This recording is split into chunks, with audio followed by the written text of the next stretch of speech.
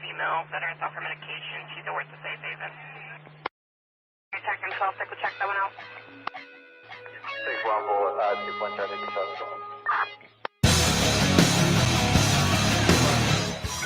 Also still staying for talk, you know? Offender in custody.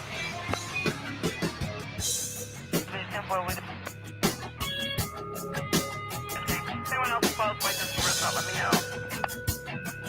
Stand by.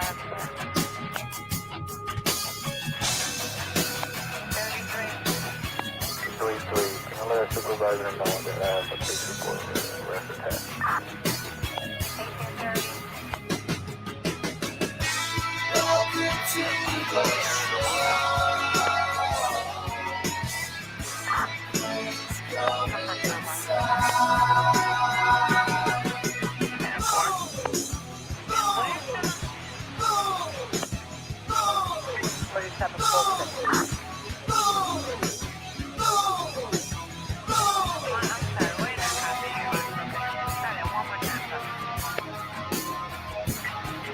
47 Fulton.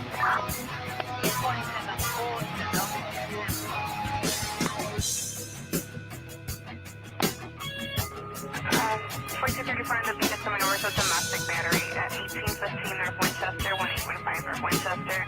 Danny stated the caller and the owner of the vehicle. Alright, thank you. 111 113 Robert 11.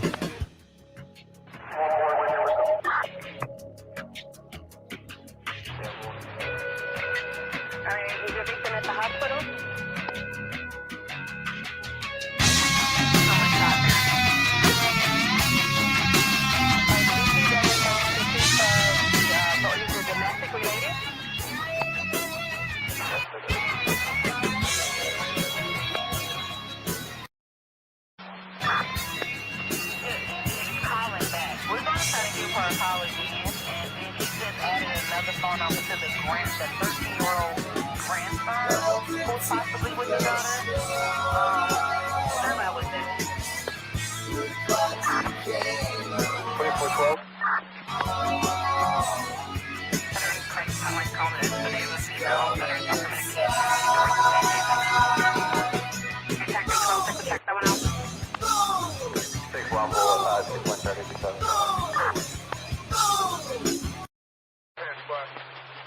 Also still stands for talk.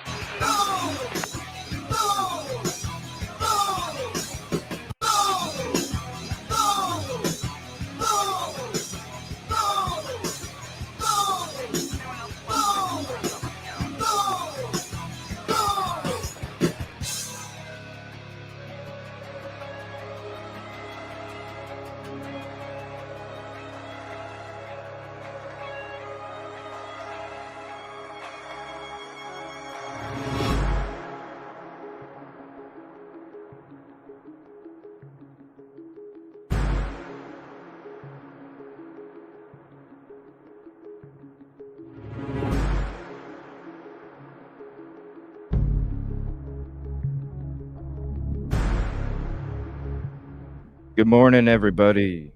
Sorry, my TV was going nuts there this morning. Got a special show today. We got SilkySouthernTea and CoachKev on again. Love having them on. Appreciate them taking the time out of their day to hop on the show. And we're going to be talking. I've been wanting to talk with both of them for a couple weeks now. About this Delphi Odinism stuff, so I'm really excited I get to have both of them on the show today. So thank you, thank them. I'm going to go ahead and bring them up here, and we'll go ahead and get into it. SilkySouthernTea, CoachKev. Good morning, good afternoon, whichever it may be.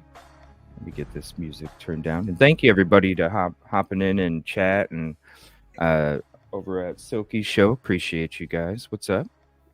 Good morning, CJ. Good morning, Coach Kev. Well, good morning, Silky. Good morning, CJ. Good morning, Chad. How's everyone doing?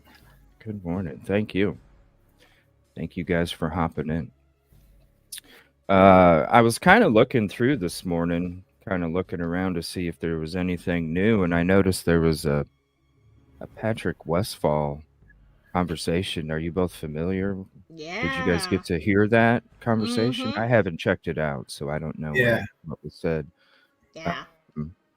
Yeah, he's one of the names that was highlighted in those documents quite often. So, what'd you guys think of the conversation? Go ahead, Silky. Oh, I was going to say, you go ahead, Coach. Okay, I will. No, then you go ahead. Ladies before gentlemen, always. There we go. Y'all are so sweet, really. Patrick Westfall. I listened to it twice. Once I was at work and I didn't feel like I heard everything. And, you know, I appreciated his honesty, and he did clear up a lot of questions that I had. You know, and here's the thing. Yeah. I don't trust anybody. Okay. I just don't, because of the nature of what I do. I work with, you know, criminals all the time. And let me tell you, some of them are, have done heinous crimes and are to sit and talk with them. They're kind of nice people. You know what I mean? It's weird. They're funny because nobody is flat, you know, everybody is a rounded person. So, I mean, he sounded, in a lot of places, I thought he sounded sincere. There were some things that I did not believe. I felt like there was some hesitation, but overall, I thought he did really, really well. And like I said, cleared up a lot of stuff. The only thing I got furiously mad at is when he started talking Flora. Then I wanted to take my phone and throw it across the room. I was so mad. Oh, so he talked about Flora too. Yes. And and let me say this. Either he is not familiar with the details of that case, because a lot of them were just flat wrong. Or I don't know. I'm hoping, you know, giving him the benefit of the doubt, he doesn't know. But I felt like that when Sleuth asked him if about the word on the streets, because y'all know what word on the streets is. It's just that. Especially after those documents, man. I mean, that was a lot. I ain't gonna lie. That I was like, dude, like that's as dangerous as Howard Bloom's being with Idaho 4, you know. Yeah, it is. But I felt like when Sleuth asked him, you know, what after the fire, what is the word on the streets, and you know, did you hear anything? 'Cause, I mean, it's a small town. You hear stuff. I don't care who you are. You hear stuff. It might not be true at all, but small towns talk. And he's like, no. He hesitated. See, there was a hesitation. And then he's like, no, I'm not really. And I'm thinking, liar, liar, pants on fire. You heard something. It might not be true, but you heard something. But that's just my take. Otherwise, I didn't know that he was a veteran. And, you know, Sleuth thanked him several times for his service, as do I. Patrick, if you see this, any veteran, I thank you very much for your service. So I thought it was good. I had some issues with some of it, but he did answer a lot of questions. Well, I will double down on your sentiments about what he said about Flora. I need to start with that, it's not, I don't even want to blame this guy, because I think that's the narrative in the town. He said that Galen stood in the yard and watched her daughters burn to death. He said it very graphically, and he said it in a sense way. On that call, or was it a phone call? Yeah, phone call with Sleuth. Yes, he said that. He said that shit? He said that. But I'm not defending him at all. But how many people in town think that? This guy lived down the street from the fire, and the three of us know way more than he knows about Flora. So that word on the street is bullshit. But he doesn't know. He's like, it wasn't ruled an arson. It started in a house. Well, at first, the Randalls ruled it an arson with multiple points of origin. That was BS. And then we were later found out there was an accelerant in the back room. So he knows nothing about the case. Absolutely nothing. What You he can was tell by telling looking at the you, dash cam. he doesn't even know. I don't think that's out. He never mentioned it. So I don't think he knows it's out. But again, not defending this guy at all. But that's what people in that town think. So that gives us a snapshot of what they're thinking.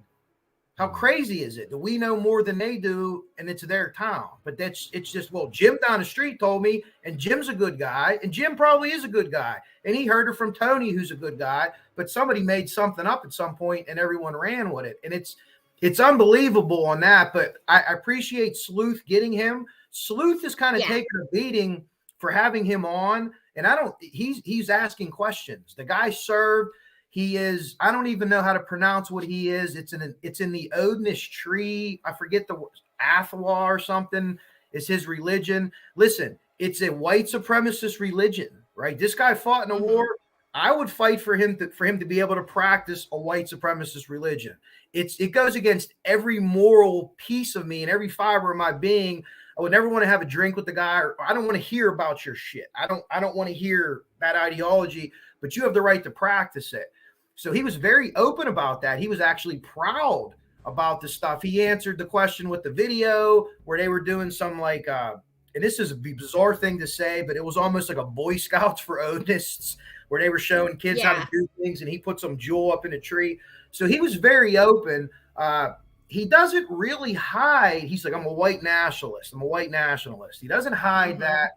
So I give him credit for that. I personally don't think he was involved. We'll get into that. He said he didn't know Elvis at all, which kind of surprised me because that could be very easily proven. They've taken DNA from him multiple times. They've taken blood from him. They've taken all this stuff. He's been interviewed, polygraphed for hours. So you need to go back and watch it. And I wish I'd have watched it live because I'd have loved to read some of them comments. Because when he mentioned Laura, Meow and a couple other people got after his butt really good. And that's dangerous. He's ignorant to that case. He doesn't know anything about it. Especially if you ain't even watched the body cam or dash cam, because you could watch the damn dash cam and it's obvious right there she wasn't doing that shit. I don't believe he knows she was crying. There was people in that town that said that she barricaded the door, and they still say that after watching the video. Clearly, they could have went on the damn porch, man, and went up the fucking porch and went to the damn window. What do you mean barricaded? You know, barricaded the door from the inside and then got out of the house. Think about how are you going to do that? We can walk through a wall. Come on. That's dangerous shit because that's people's safety, man. Like, and especially someone like him who's complaining about what he's being talked about and what his kids are enduring in school, which isn't right on any level. And you're going to blast in the next breath, blast another mother who's lost children. I mean, I tell you what, you don't even know.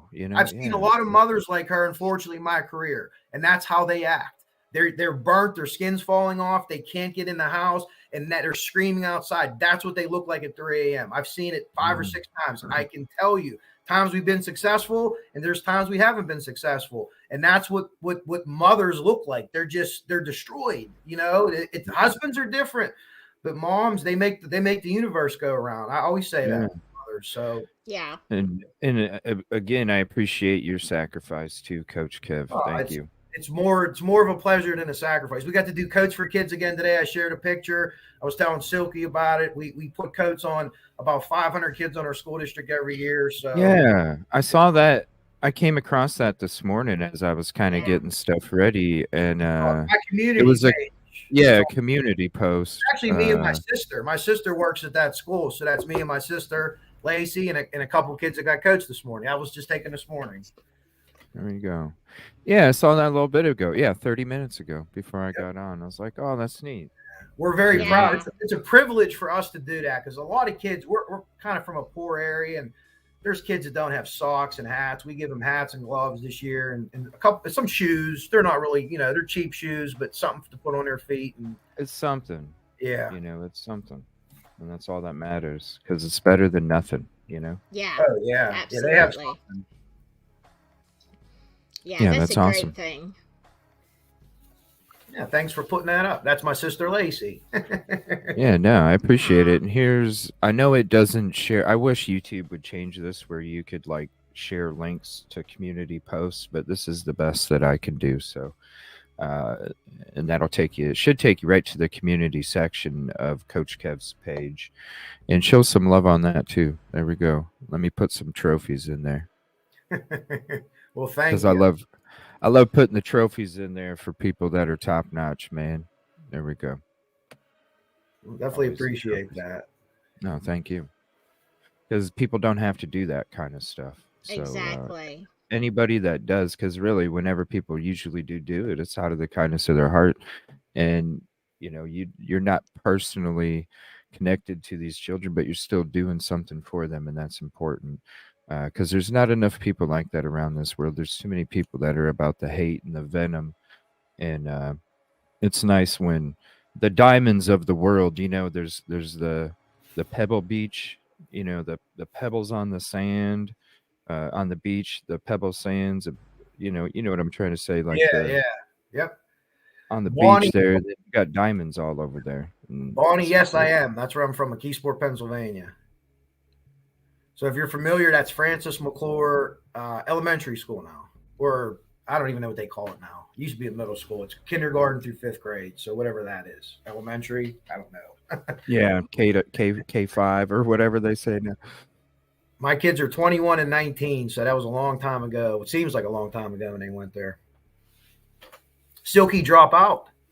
I don't know. I think she was seen having a kind of circle there for a second. Yeah. I'm sure she'll be back. I think she was having some issues, but yeah, definitely go watch the video. I give Sleuth a lot of credit for having him on because he wasn't shy about what his beliefs are, and they're offensive to a lot. They're offensive to me, but it's America. I don't know if as long as you're not hurting anybody, then go ahead and do what you do. But it was a recorded interview, so people were asking questions like in the chat that he couldn't answer right away, but he was actually in the chat. Answering some questions. So while the interview was being played, he was answering really? in the chat. Yeah, it's about an hour and a half long, but and Sleuth said he's going to have him back on. And he wants to sue all the attorneys. He's suing everybody, he said. Really? Yeah. I've heard a lot of people say that before, I'm getting attorneys. It's like, okay, dude. He was looking for a pro bono attorney, though. He was very clear. Right? Yeah, he See what I'm saying? Yeah, pro bono. Right. But you know what, though? If guys are watching this or gals are watching this that are attorneys and this is a big case, they want to pick it up, get a name for themselves, maybe he'll get somebody. I don't know. Is he from that area? Is he or is he from Indy? Because I know some of them were from Indy. He was he's not near Rushville, because when he talked about that, I don't know if he said way up there or way down there, but he lived in Florida when the Florida fire happened. He admitted that. He was like down the street, but he had come back from combat where he had some kind of concussion or he was like knocked out or something like that. And he got like a medical disability. He was in combat and something happened. I'm not really sure what it was. And he was like convalescing kind of at this house there. And he said at Florida, he always liked living in Florida and Delphi because it was cheaper than Lafayette. It's more city, I guess. And he mentioned something interesting. He complained about landlords in Florida. And he said there's 2 big slumlords and they're on the town council. And if you know the Flora story, you know who they are. So right. That guy doesn't get along with Ayers and his buddy. So there's more. Yeah. More tentacles. Yeah, right. I mean, you could tell that. Sorry. Just how late everything took place in Florida, you could tell how effective this person was at, caring for their property and the people that are residing in it, right, Kathy? Thank you for hopping in, Kathy. Appreciate you. Yeah, Ayers and Ryder, there she goes. Kathy knows. Yeah, she knows. But I thought it was interesting that he brought them up, though. Like, hey, we kind of have a common enemy. Well, not an enemy, but you know what I mean. Right. So, Silky, you said that it cleared up a lot of things. What did it clear up for you with this conversation? I feel like, everybody had been saying that Patrick Westphal and Brad Holder had a falling out because of the Right. and I don't know what I missed while I was in space out there after my computer shut down. But yeah, Oh I no. mean that is what everybody was saying, that it was a sacrifice gone wrong, and this Gone is what caused the right. problems in between him. Yeah. But what Patrick said is that Brad was actually, he had found out Brad was going through a divorce, and he was going to church, like a Christian church, and Patrick said, but he was leaving the church and, coming over to Patrick's group and practicing Asatru. And when Patrick found out that, he was like, Brad, like, look, you can't do both. You're either going to be in one camp or the other, basically. Right. And Yeah. so he said, Brad just said, okay, well, I guess I'm out on Asatru then, And so he said that Brad had actually left all his stuff over at his house. And, he said, I didn't want that stuff, but I don't know. I think he finally got it back to him or whatever. But yeah, he said that was the reason that they fell out instead, not, Really? yeah. So it wasn't a ritual gone wrong, is what the defense was claiming. He says it's Right. because he had to choose one religion or the other, Yeah. Right. and he chose the other. Right. That, according to Okay. Patrick, yeah, that's what happened.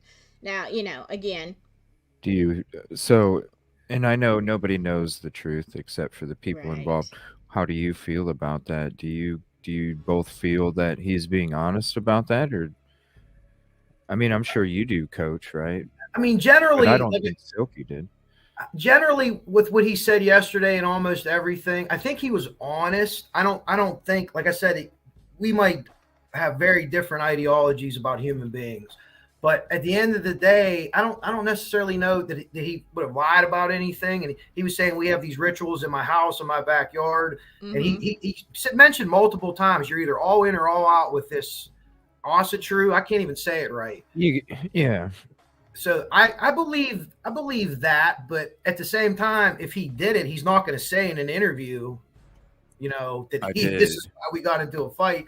So just because people are maybe not our kind of people doesn't mean they're liars all the time. But I would believe that he said that. I'd believe that part. I would agree.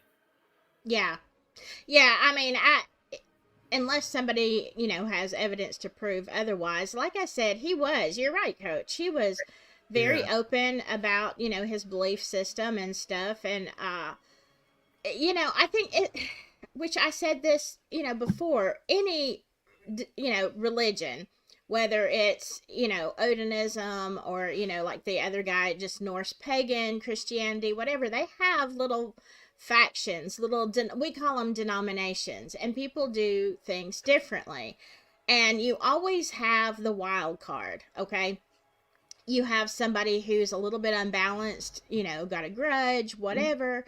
Mhm. You have that in the Christian church too. I mean, look at some of the crazy things that Christians have done, in the name of God, blown up buildings and all kind of stuff. And, because they feel like, they have this mission. Well, it doesn't go with standard Christianity. And I feel like, an alternate religion like that, of Odinism or whatever it is, you could have the same thing. It doesn't mean that everybody that practices is a complete lunatic. Right. Mm-hmm. Yeah, just like there's good LE and bad LE, good this, good that. Exactly. Mm-hmm. Right. It's always the people on the fringes of everything. Like even like politics, there's like a lot of people are kind of in the middle, and then there's people on the fringes of everything that just kind of take things literally to the extremes, and that's what you see Right. with a lot of stuff going on today. And yeah, Yeah. Right. Right. Even in the court system, you know what I mean? So I know and the shit's everywhere, man. I was going to Walmart a couple days ago in the morning, went and got some breakfast, was going into Walmart to get a couple things for transferring the computer stuff, and I shit you not, I seen the damn triangles on somebody's back window, and it was as big as a basketball. I was like, damn, like Yeah. it's crazy. It's just I never even knew this shit even existed until until these documents came out. Do you think? Do you think a lot of shit was embellished on these documents now after they've been out for a couple weeks? Well, personally, me, A lot of names. if you A look at lot of names. if you look at the documents, like legally speaking, and I'm no attorney, I've watched prosecutor podcasts and defense podcasts, and they both slant to their sides as expected. Mm-hmm. But they're both good and entertaining. So somewhere in the middle is kind of like the truth. Basically, the gist of it, the Franks motion itself is basically maybe 15 pages of that document. That's all that needed put in there. The attorney's problem that they had is this wasn't the vessel to put this theory in, but the reason the theory was put in is for exactly what we're doing right now. We're talking about it. Social media, YouTube, it matters. It gets it out there. So if you just look at the motion for the Franks, I don't know. A lot of times they aren't upheld to have a hearing. So if you look at what they have, the police lying, if they can prove that them guys lied, they need to have a Franks hearing and they need to fire and arrest those police officers. Mm-hmm. Make no mistake about it. None whatsoever. Yes. Now, I think by November 1st, we'll find out more the deadline and everything, but reading it's a very well written. It's a fantastic. I think it's a story, but I think that there's a little bit of truth in there. I don't think this was known as sacrifice, but I think there's a little bit of truth in there. I believe that someone tried to make it look like that, and he made it look like it to the point where the really good detectives knew these just weren't branches that fell or were tried to be covered up and the leaves blew off. There was something to it. They ran it down, and then they flushed it out, and it wasn't that, but it could have been staging, like Agent Robertson said. So, do you think? So, what about this? So, since it was supposed to look like it, do you think that maybe somebody that was involved knew a little bit about the background and said, you know what, I'm going to try and make it look like this? Is that more of what it would appear to be? Like with the F on the tree, I was looking at the other F and I was like, I don't see how that, and let me see the bark. Maybe the bark is positioned a certain way, so you had to do it that way or something. But to me, I was like, this doesn't even match. It had to be something with the bark. Do you think maybe somebody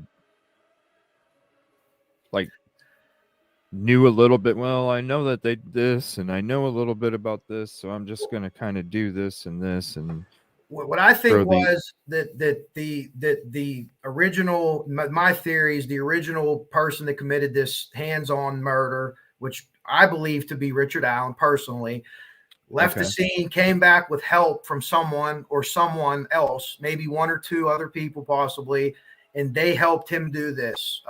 And they said, hey, here's what we'll try to do to make it, to stage the scene. They weren't posed. The FBI agent said stage and thought stage to make it look like that. So I think in a way, if you look at it, everybody is a little bit right on this, in my opinion. I don't know. We'll know more after November 1st, after the deadline for the rest of the evidence to be handed over to the defense. But right now, that's what I'm operating on. So when people are like, oh, it's Odinism, well, you're kind of right. And then the people, well, it's not Odinism. Well, you're kind of right too. And I think it's somewhere in the middle, personally. That's my personal opinion.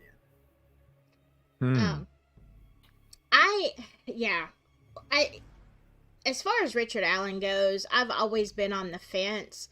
I've said over and over, if you are just going with the evidence that we have seen on Richard Allen at this moment, if that's the totality, I'm saying he's not guilty, or at least he walks. They're not going to be able to prove it. Now, is there more evidence? Possibly. And if there is, and it's, compelling, then I'm going to say guilty. So I'm not in either camp. I tend to look at Richard Allen's, his past, his MO. He just doesn't fit the profile from what we know. But granted, we know really very little about Richard Allen. He was kind of it's a very private situation. Now, as far as the Odinism, I feel like the Franks, what they did with the Franks, and putting all this information out here. I don't necessarily think it was, the Odinist. As a matter of fact, the more I look at it, the more I think it was not. But staged, and that is the big thing. Who would want the Odinist to be framed? Who knows enough? Who? Right. And you go back to, who tipped them out that way? Although I'm sure they had some idea just by looking at the crime scene. And I feel like what the Franks did is, okay, even if, let's just say Richard Allen's guilty, even if that was true, I think what they're doing with the Franks is absolutely really compelling, because if this staging or whatever it was is true and the officers lied and all this kind of stuff going on, I think that is very valid for a Franks hearing, like it or not, even if he's guilty. And I think that was the thing. There was compelling evidence that it could have, what if it's not staged? I mean, we don't know. But, the Ellie said it is, probably is, in my opinion, but because I have my own theory on this thing, but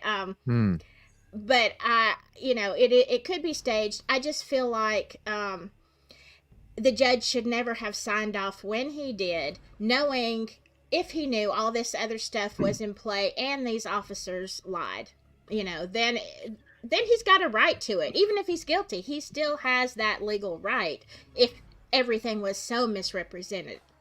Do you feel that's why that first judge signed the papers and then backed the hell away from everything?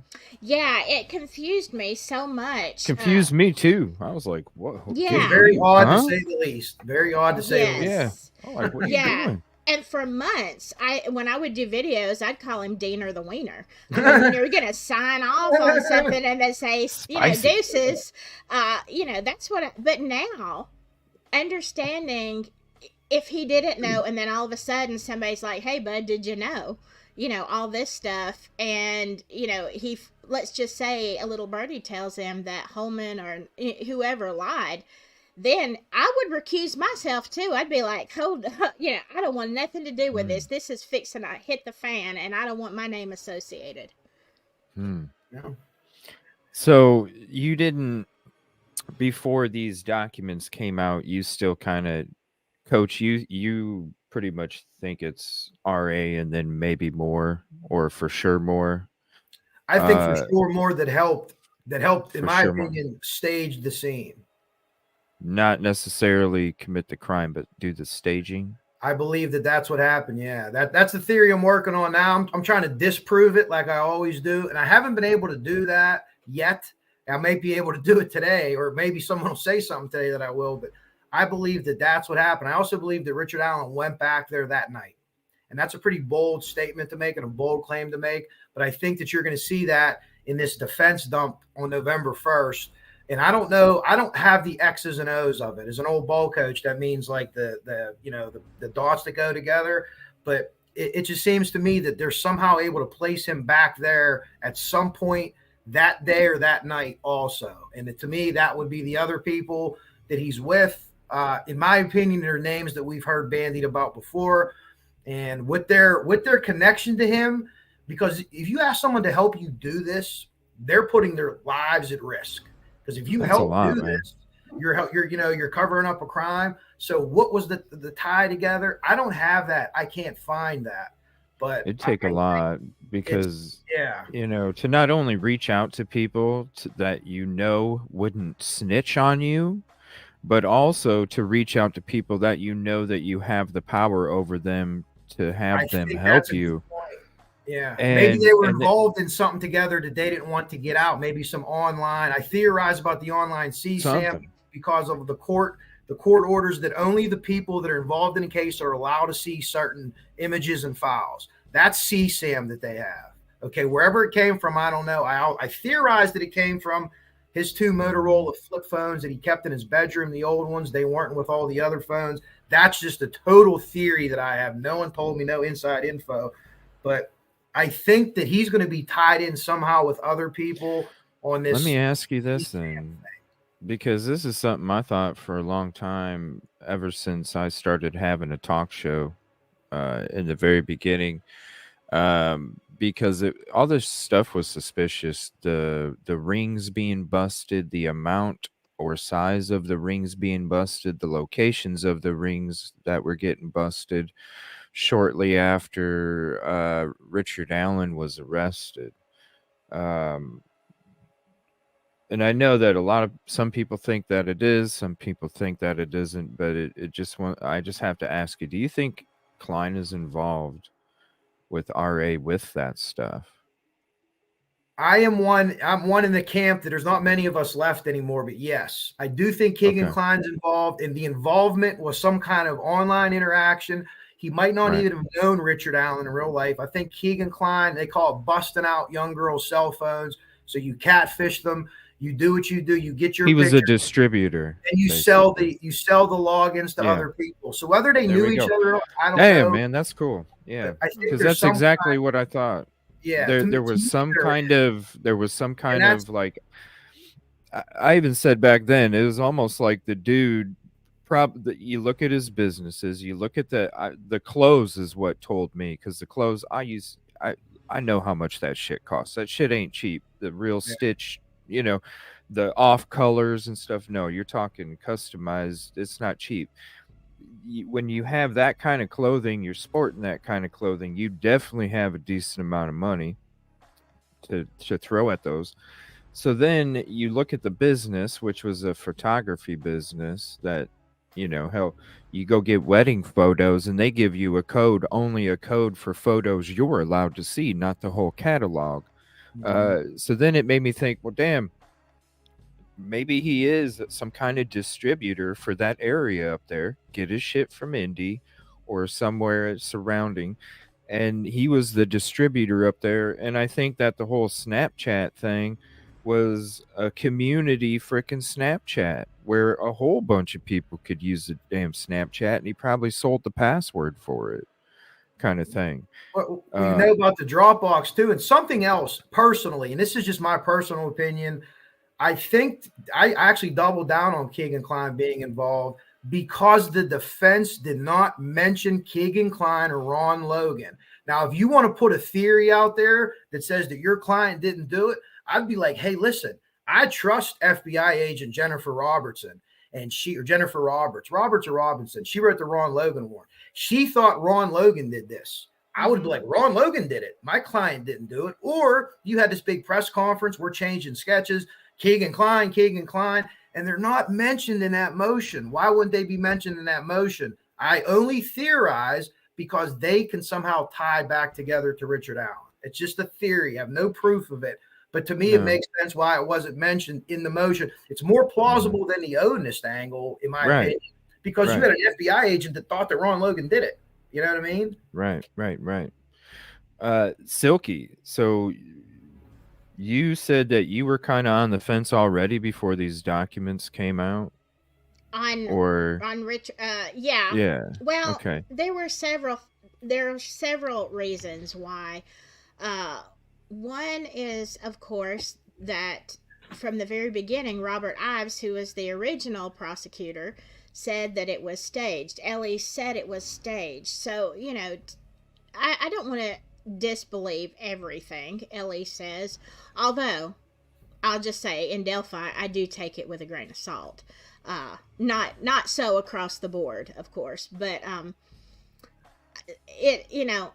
if it was staged, and it seemed like Robert Ives, and he also left, the office. He really didn't want to deal with it either. But I felt like a lot of people that backed away up there. Exactly. For sure. And yeah, so I felt like Ives was trying to do the right thing, you know what I'm saying? And he was limited on what he could say, but he said he felt like it was going to be, and this is what I've always come back to it. He said it looked like there was enough evidence there that he didn't even say with technology, with geofencing, with all these things, that the fog reports, the things that we know exist now. He said old-fashioned police work. he thought this would be solved in, no more than a week. And so that, Oh, wow. yeah, Okay. yeah. I've said that? Wow. Yeah, I've said that in an interview, and I mean, I've watched that interview a lot of times, and that told me that there should have been enough clues there. He said it was staged. And then, with any kind of staging crime, you actually have to solve two crimes. You have to figure out the staging, and it tells you more about the perpetrator. Okay, who would do this and why? What is their motive? Why are they trying to sling it on, make it look like something else? And it tells you more. And I just tell you, it was kind of weird. You know how you get those gut feelings? About a month or two ago, I let my daughter watch Silence of the Lambs for the first time. And I had to beg her to watch it with me. I'm like, you will love this movie. And it's one of my favorite movies. I love it. I know I'm a little twisted, but I love it. And after the movie was over, how it was like a week later, there was just something that Hannibal Lecter said that just kept, how you get things that just go running through your head over and over and over like that hamster wheel.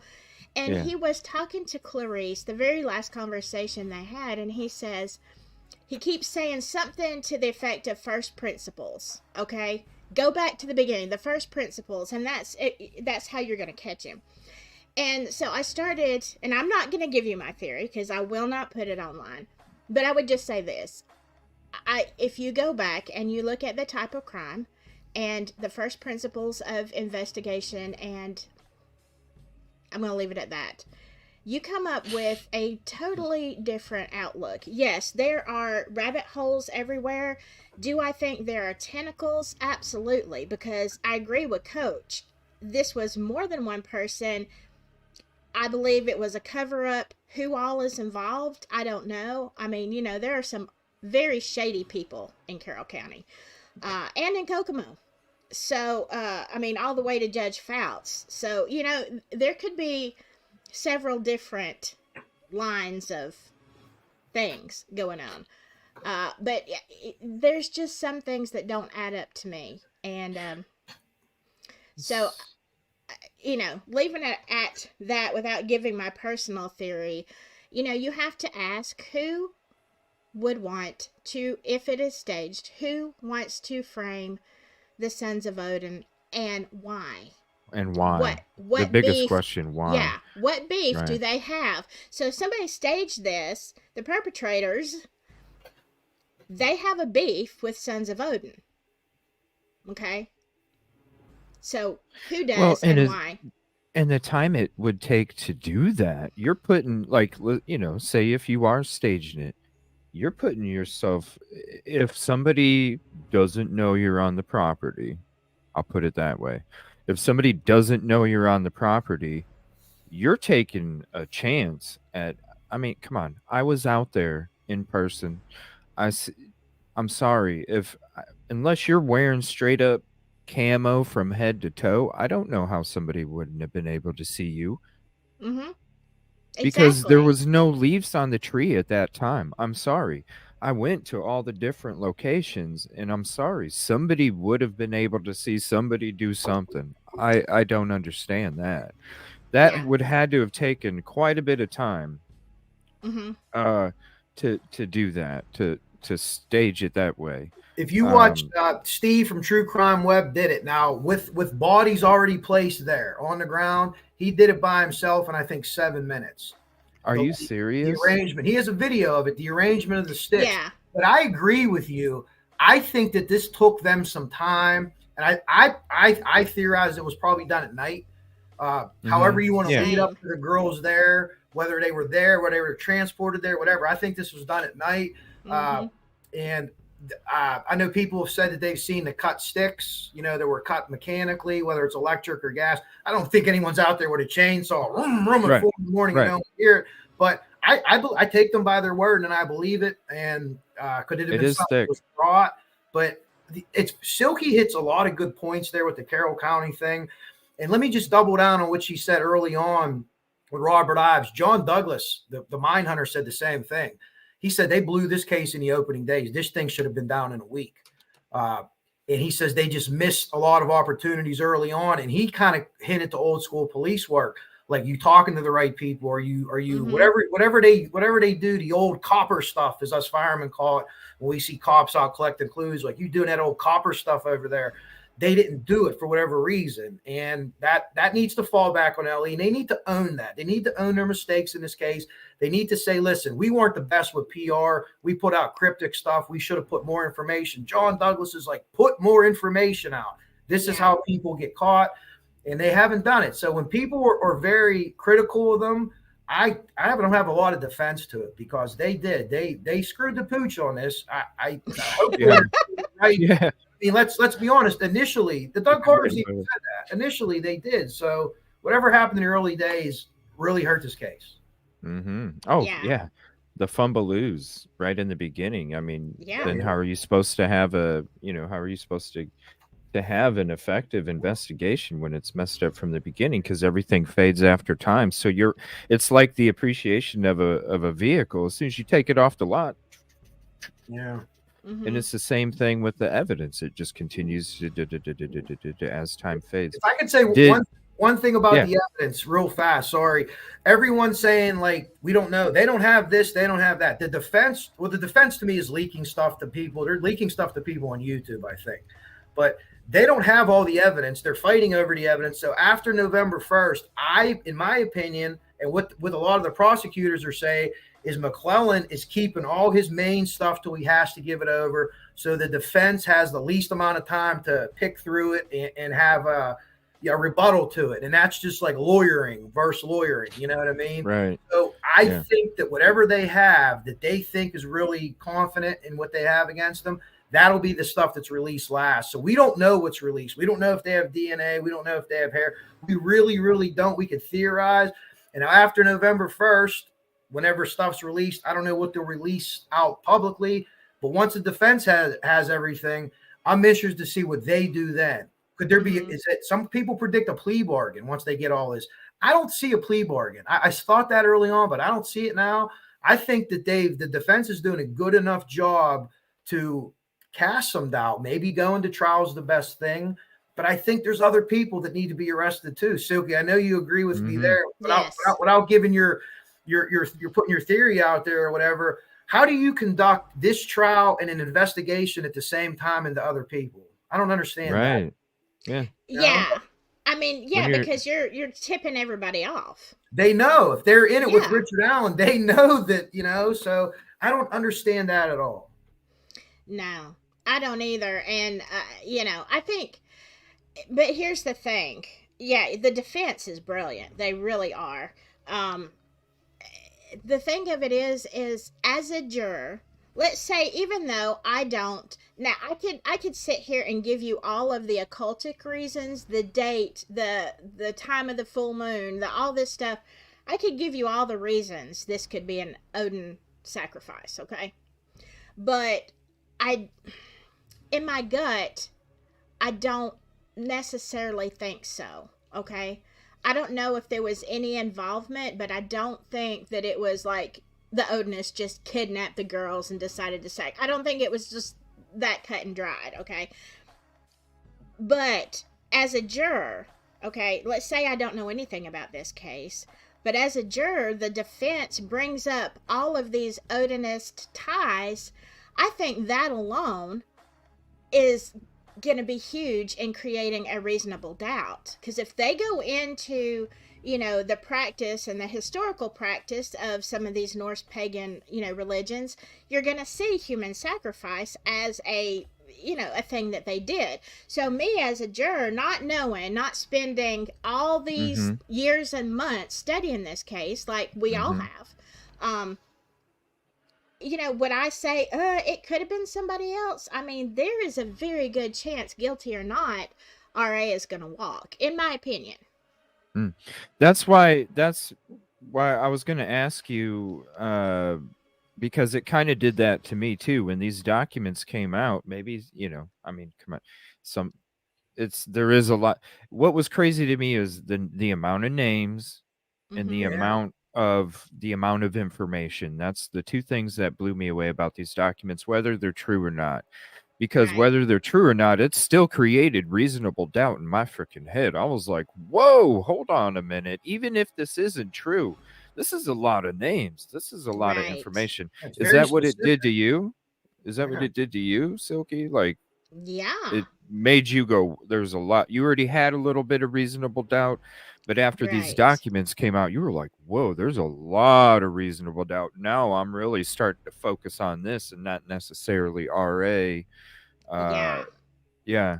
Okay. Um, Absolutely. And I think it's going to do the same thing. Like I said, I think it's going to do the same thing to a jury. Uh, because you right. can't discount it. They can say the prosecution. I'm because in a courtroom, they're not like us. They're not discussing it with a bunch of outside people that maybe have more information or whatever. You're in a jury pool, and somebody is saying, well, there's this signature and that signature. They're not going to go back to 5 years ago what Robert Ives said. Probably not going to come up in court. Mm-hmm. It's those kind of Mm-hmm. things, just presently what The we've got little to look things, at. Yeah.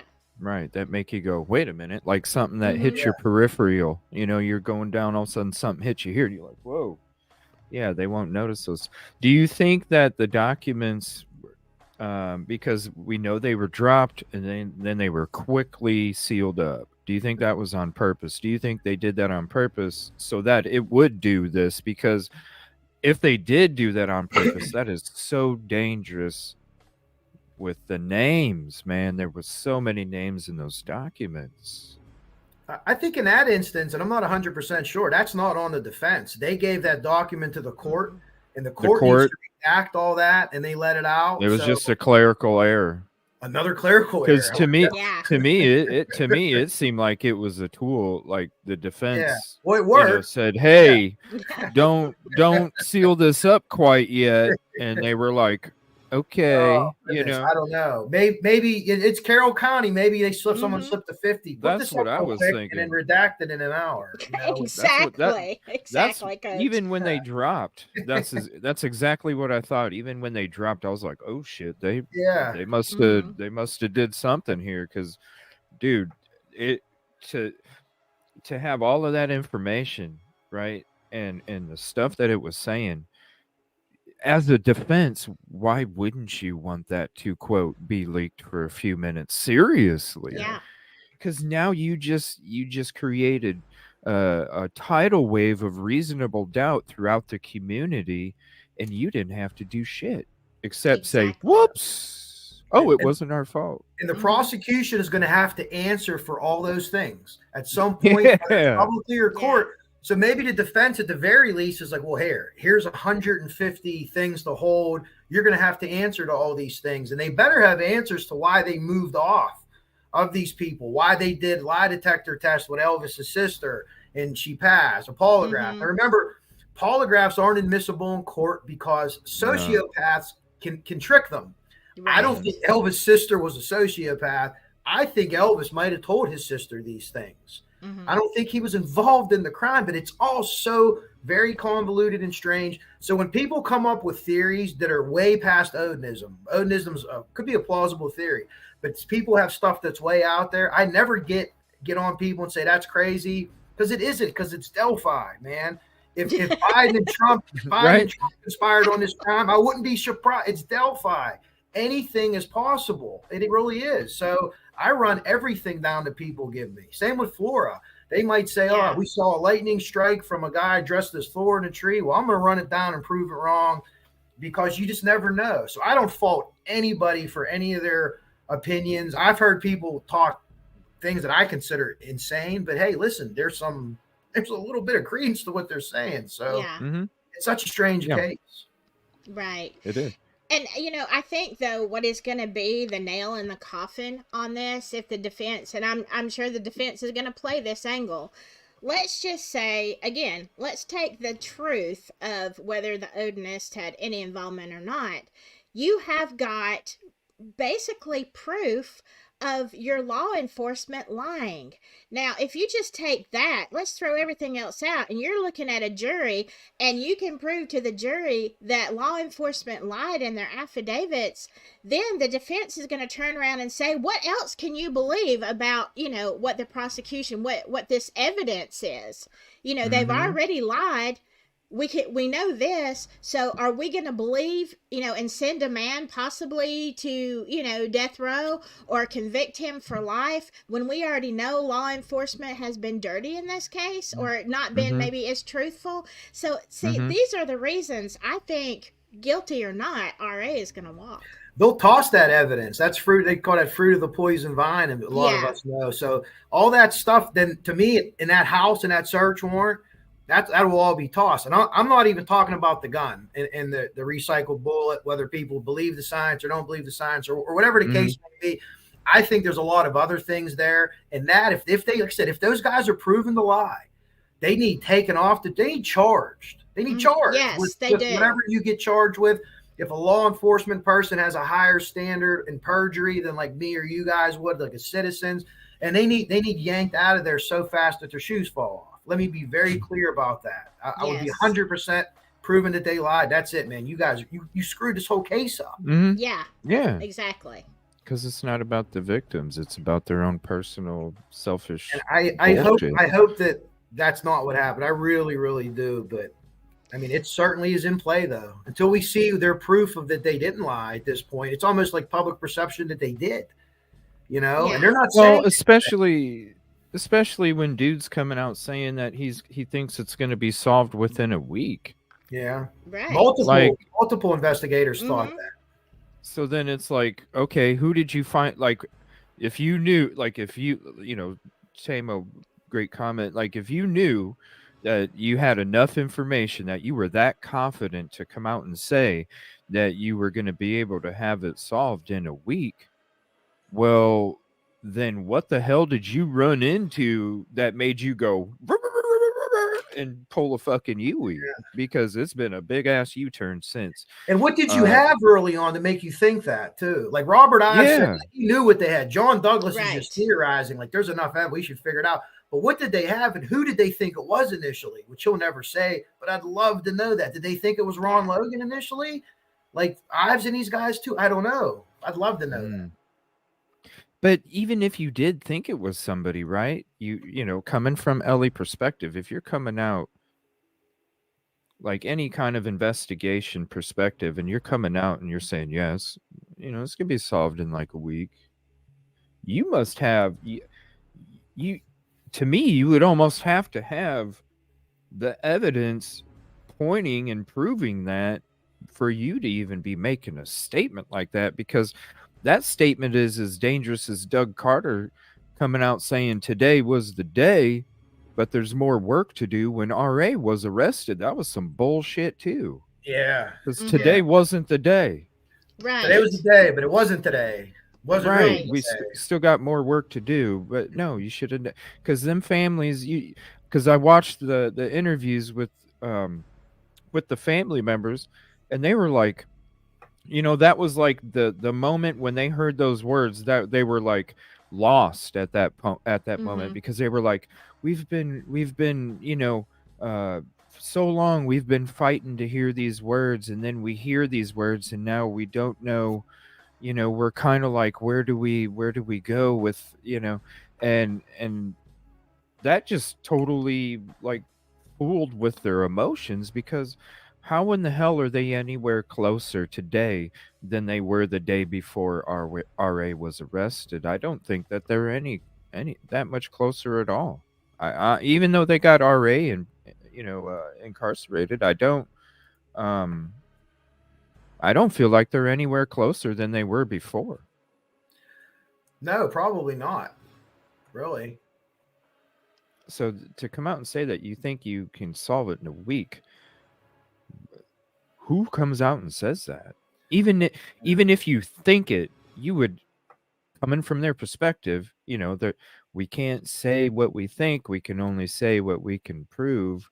Well, then what did you have to prove that you could say that would make you want to tell other people that you feel strong enough that it could be solved in a week, and then all of a sudden it's years and years and years later. Yeah. Makes no damn sense. That's why it makes me feel like there's some higher people that are mixed in with some of this shit, and they ran into that freaking brick wall and they're like, whoa, shit, whoops. Yeah. Something's definitely off from early on in the investigation. I agree 100%. And you know what kind of floors me sometimes? If you go and look at some of these characters, you know, the names that we all know, whether they're prosecution or law enforcement or whatever, you go and look at their family trees and all their people that have been arrested or who hold positions in Carroll County. It's like, my God, y'all are all corrupt. Yeah, every stinking one of you. You know, you've all got, you know, you just start digging in the past of some of these families, and it's like, come on, you know.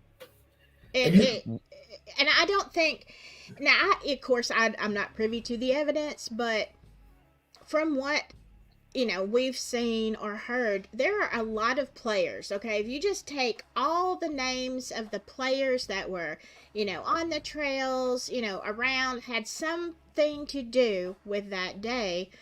I haven't seen, like, you know, big interrogations of some of these people. Because, you know, when you're interrogated, even if you're innocent, like, you can be 100% innocent, but the way that you're interrogated is like they're going to try to make you, you know, look guilty. They're going to ask you all these questions.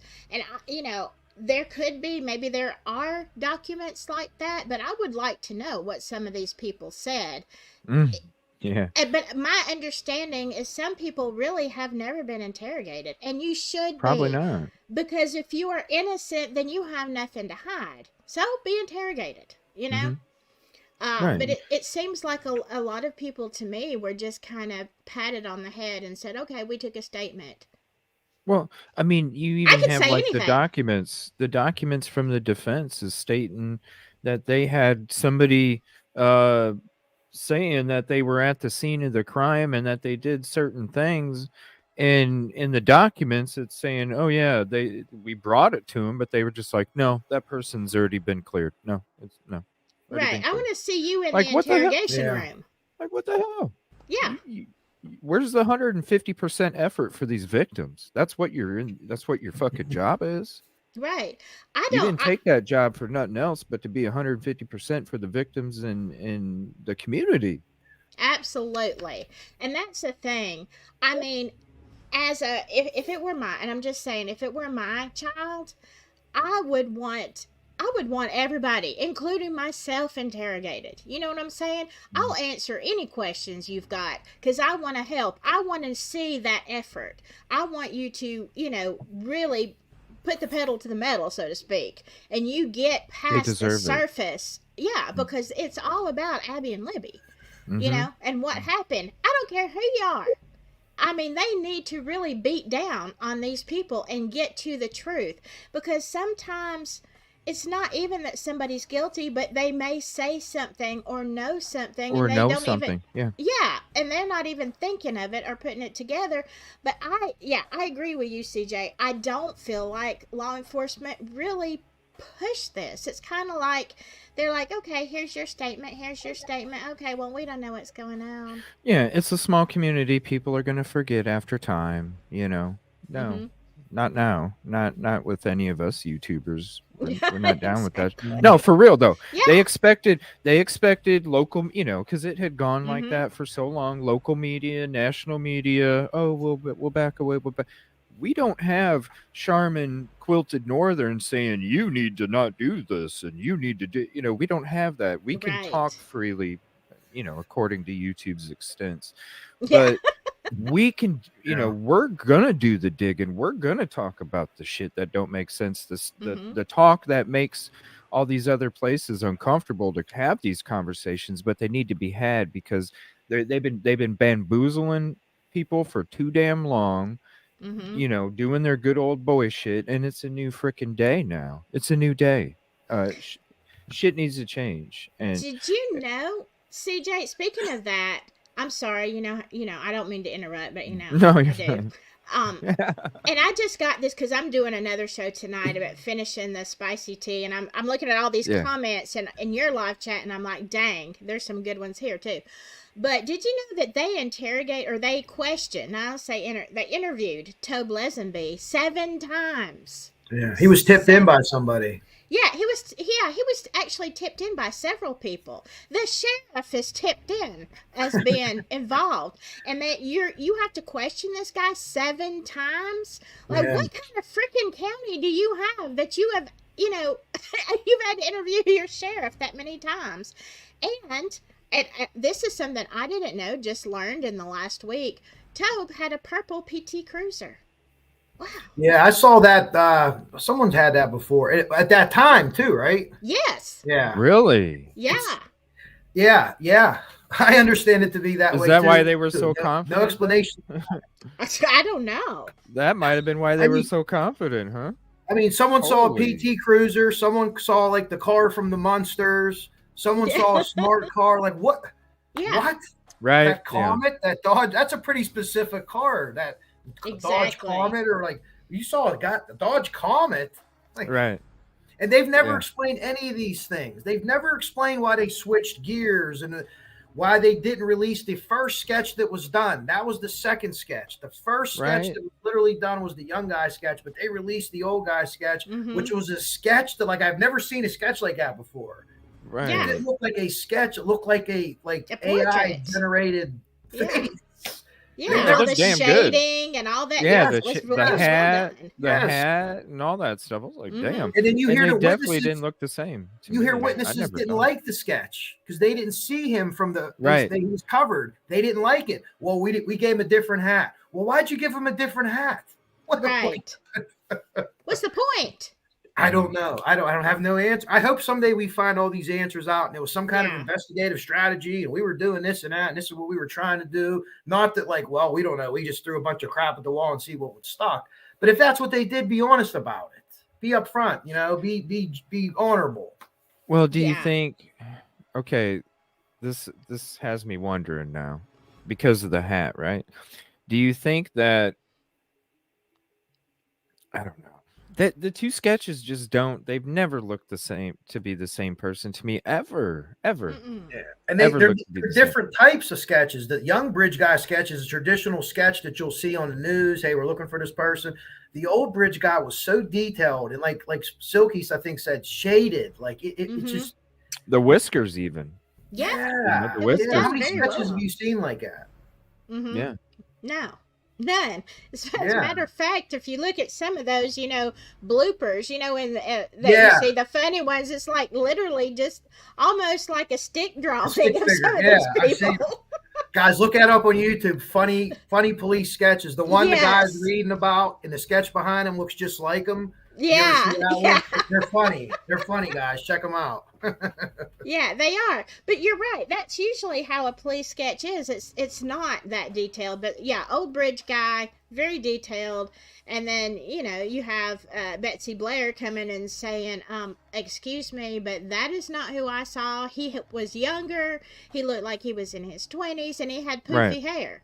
Yeah. Well, I don't know if Richard Allen has had a poofy day in his life.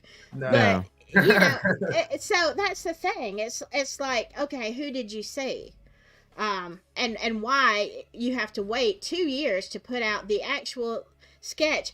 To me, Sarah Carbaugh is the one that saw the Muddy Bloody, that now they say is just Muddy, witness, going down the highway. I am sorry, but if you are driving down the road, unless you're driving 2 miles an hour and just staring at somebody, how are you going to give an accurate police sketch? I drove down that road. It's quick. Seriously, it's when you're looking at, and that's one of the things that shocked me is when I was like looking at it from bird's eye and the maps and all this, it looks so vast. But when I went there, it was like, even the trail that the girls took from when they got dropped off to the bridge, I was like, holy shit, this is short. Oh, wow. Like everything seems so much longer than what it is unless you're there. And that road that you're talking about, I drove down that road a billion times. Jinx and I did, going from here to there to here to there to here to there. It ain't that long, literally 15 seconds. Oh wow, and that's a It ain't that long at all. pretty heavily traveled road there. Or Mm-hmm. I don't know about other people, but it was for me because we were going from the different cemeteries. We went to the cemetery that was supposedly the car was parked. That was crazy. Taking you guys down where the car probably was parked at, and showed you guys how easy it would have been to just get out of the car door, go down the terrain, and bam, you're going right there. I mean, maybe I'll show you guys some of that after we're done here today in this episode. Just the different locations that we went to. Everything is so quick and so like you'll miss it, seriously. So what you're saying, Silky, I totally 100% believe, because a couple times I drove down that road and I didn't even notice I was driving next to it until I was already past it, and I saw it in the rearview mirror and I was like, oh shit, we passed it again. Yeah, so It's you tell me how Sarah Carbaugh is driving down the road. She doesn't know a crime has been committed. She's just driving. She's driving. She sees a guy, and maybe she sees spots. She says he looks muddy. She's driving down the road. I mean, how long does it take you? But yet, from her description, after 106 days after she saw him, they get this detailed drawing of old bridge guy with the shading on. Like, man, you've got some great memory, Sarah. Like, woo, mind blowing, right? Come on. and she was jammed up for which I don't know if this was the right girl, if I'm not mistaken. Tried to run her husband over. There was some kind of domestic thing that happened, and that's when this information came out, if I have that correct. So I can understand why people were thinking like, well, why did she wait till then to bring it up? In May, I think she gave the information in May. Obviously the stuff happened in February. So when people are saying, well, you have this girl that's dead to rights for whatever crime, the cop's going to say, hey, maybe you can help me in this other case and we can do X, Y, and Z or whatever. So when people say that, I can understand where they're coming from with that. But eyewitnesses are really unreliable. Yes. Cases fall with evidence, with DNA, with hairs, with fibers and things like that. So even the video of Bridge Guy, I cannot tell you definitively that that's Richard Allen, and I believe Richard Allen committed this act.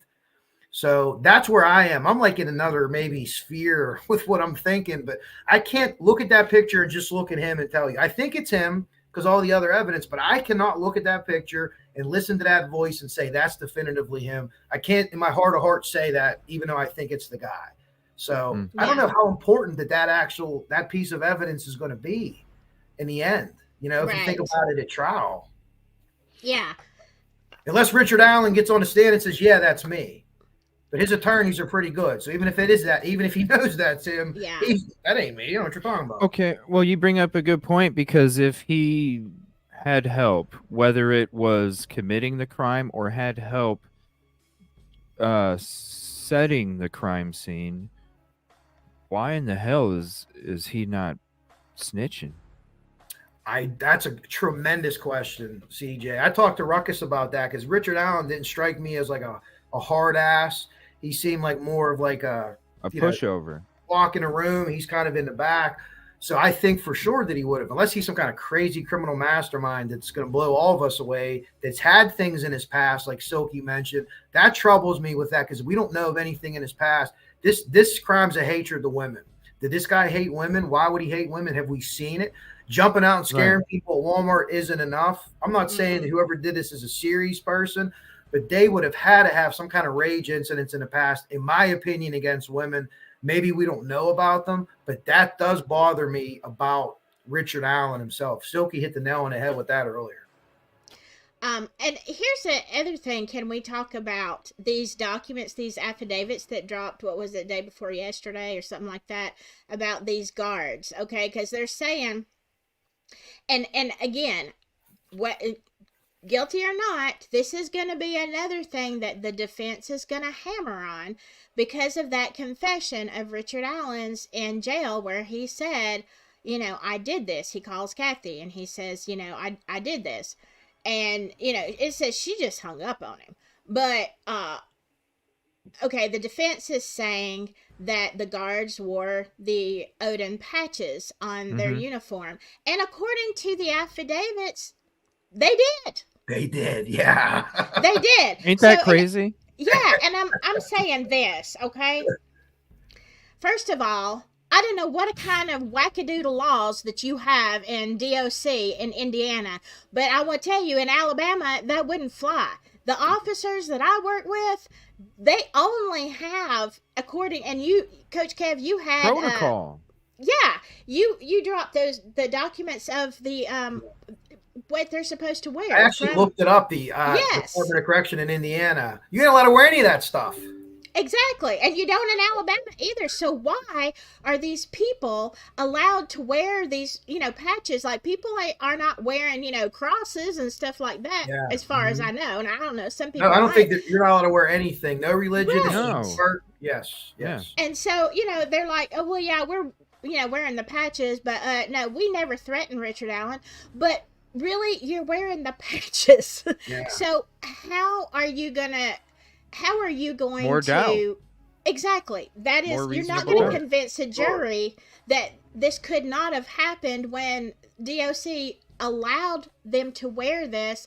It does create a reasonable doubt. I mean, that's Yeah. Do you think that's one of the big things that do you think that's one of the big reasons in your mind why he might get let off is because of everything that was being portrayed by the defense? And then all of a yes. sudden they're going to be on the stand and they're going to say, yes, he Yeah, had those patches. Boom. Like all of a it's sudden reasonable doubt. the doubt just goes, it's like one of those little snake things that you open up the can and all of a sudden shit just comes flying out. That's basically what Exactly. It's all of this, your yeah. The preponderance of evidence is what we need to. So if you think someone's guilty, if there's one little thing that you can't explain, but there's 20 other good things, then you could say this guy's probably guilty. I can't explain this one thing. But when you put this Odinism thing together, and yeah, we wore patches, and then all of a sudden on September 23rd, we quit wearing them to acknowledge that we were wrong. And I'd have been like, just keep wearing them because we don't look as bad. So when you add all the Odinism stuff together, could a juror sit down and think, well, it sounds crazy on the surface, but if you add this and this and this, and I'm looking at the preponderance of evidence, it could easily steer a reasonable person that doesn't know about this case to think there's something to this. Maybe I shouldn't believe those confessions. Maybe he was being forced or coerced. So I totally understand where people come from. And why are you letting these guys wear patches of any kind? I can't wear nothing on my uniform. You could have a cross, a Star of David, some kind of Muslim thing. You tuck it in under your shirt. Guys put stuff under their hats, their dress uniforms. They'll put like prayer cards and stuff. And that's where you keep it at. So it's close to you, but you're not displaying it for everyone else to see. And that's not allowed to wear it. So again, they look bad again. It's right. And that's the thing. I thank you so much, Jinx. Hey, Jinx. Yeah, that's the thing with that reasonable doubt. Let's say even as a juror, if I'm a juror and I really think, I think this Richard Allen guy is guilty. Like I really kind of think he is. But when they're going to lay out those closing arguments and say, can you, without a reasonable doubt, can you say that this guy is guilty and sentence him to life? And you're sitting there thinking, well, there's a lot of things that say that he's guilty, but then I know the police lied. They're wearing these Odinism patches. Even if I wasn't sure, I think for me, as a juror, I'd say, you know what? I can't, in good faith, say that this guy is guilty when there are too many questions. I mean, my gut says he is, but you can't go on your gut. You have to go on the evidence. And if the jurors do that, yeah, I think he's going to walk. They're going to have a big closing stanza here with this evidence that comes in late.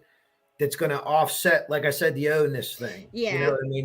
They have to, and they're going to have to address all these things that we're talking about. It's crazy. And then the fact that they're going to admit that they wore the patches, right? I mean, I Right. don't give a fuck if you were involved or not, because I look at everything as a juror. That's why people get upset Yeah. at me sometimes when I'm Mm-hmm. being screamed that I'm an Same. idiot because I'm thinking reasonable doubt, you know, as a juror. Yeah. Me too. That's one thing right there. The whole, I don't care if they're involved or not. The fact that you had that shit coming out from the defense, it's already been leaked. And then you have them actually admitting, because in my mind I was like, okay, they couldn't have been wearing, like, this has I got to didn't be a believe it joke, like either. you were I saying. didn't Yeah, either. how are you allowed to put this on your uniform, right? Like, I thought it was a joke. Yeah. Yeah. But then now that they're just, I didn't even know this, now that they're saying that the patch, yeah, we wore Yeah. them. Yeah. What? Oh, I hell kept reading no. the line Exactly. over Oh, and hell no. over, thinking I was reading it wrong. He's like, "Yes, I do wear the patch." I'm like, "Well, no, I that did can't be the right. same. They must have Mm. mistyped this." And I'm like, "No, the dude's admitting it." Yeah, I did the same, Coach Kev. I Yeah. read it and I'm like, That can't be right. holy Yeah, crap. No, he didn't just say that. he did. Uh, He did. you know, even though I tend to lean a little bit more in favor of Richard Allen being innocent, I still keep an open mind. I mean, absolutely, because I don't Yeah. know.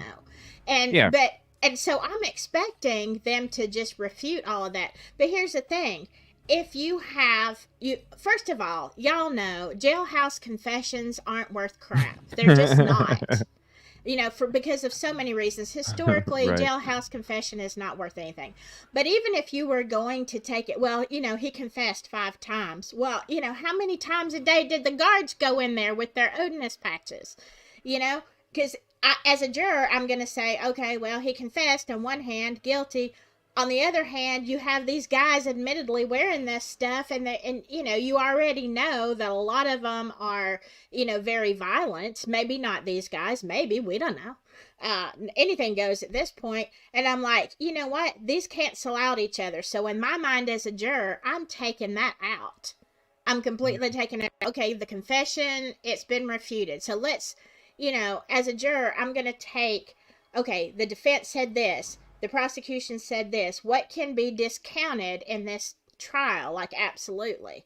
And I think that's one of the things that's going to be discounted by the jury, because you cannot say with certainty that he wasn't threatened while you have people allowed to do things that are not even allowed by the DOC. But yet the warden is like, yeah, good job, boys. Go ahead. Wear the patches.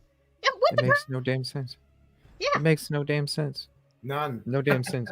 Mhm. And thank you, Jinx, for putting this in the doc drop for Delphi, the state of Indiana Department of Correction, dress standards for uniform staff. Thank you, Jinx. Appreciate you so much. I didn't know you didn't have that, CJ. Yeah, Coach Oh, put that out there. Yeah, well, Silky, you'd be able to, I don't know what they call uniforms. Like, we have a Class A and we have a duty uniform, but there's like A, B, C. So I don't know in prison what they would consider like the on-the-job duty stuff that we're looking for, if that would be Class C or something. But I didn't even see that they could have things like that. I mean, because I mean, if you're a CO in a prison, everything has to be given to you by the state, right? You're not supposed to have anything on your uniform that is not state issued. The only thing they mentioned in here, once you get into it, I think on religion, is certain people were wearing like maybe like a head covering or something, like I don't know if it's like a Muslim type thing or something. That's the only thing that was addressed, and that was like it's like a case by case. But it's very clear that this is all that you wear. You don't wear anything else. That's it. Right. And I believe they give them their stuff. I don't know if they have to pay for it or not, but if you read through it, or if you end up sharing this on your community page or whatever, CJ, as people go through this, EJ, you know what I mean? You'll see that in there. So I don't know if I don't know how it is where you are, Silky. Do they buy all the equipment for the people? Where we are, the officers have to pay for it, but I just had this discussion yesterday.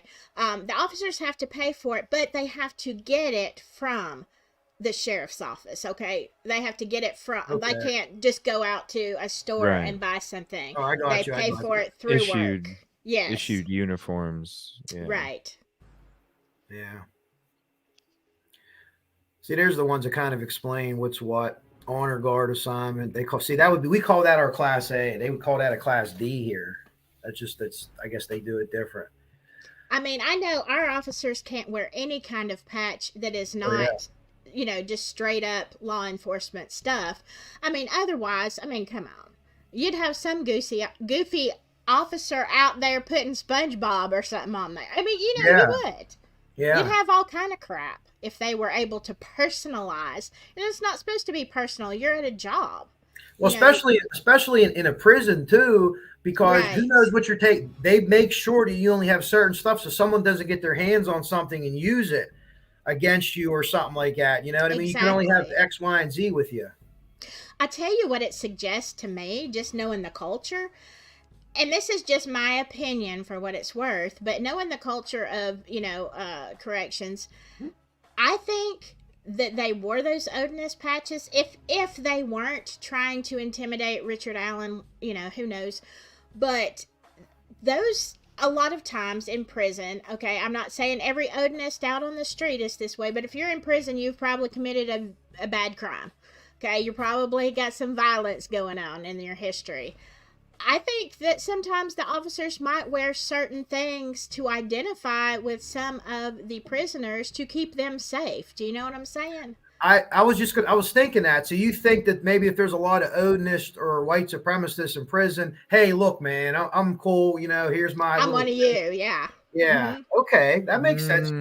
Yeah, that makes a lot of sense. Not a lot of minorities or other groups in there like that they're kind of catering to whoever's rolling it. Right. I can see that. I mean, that's just a theory, but I mean, it's a lot more dangerous in a prison because, we have very dangerous, people in our jail, murderers, the whole gamut. We've got it, but they're not all. We hold some for DOC until the prison train comes and they get them, and we might hold them for a very long time. I think they can stay for like a year or so, but we also have everything else. People just failure to appears, back child support, Okay. Drug possession. We've got the whole gamut. And I mean, so for where I work, you wouldn't have these heavy gang. I mean, they do have some gangs in there, but it's not heavy like it is in prison.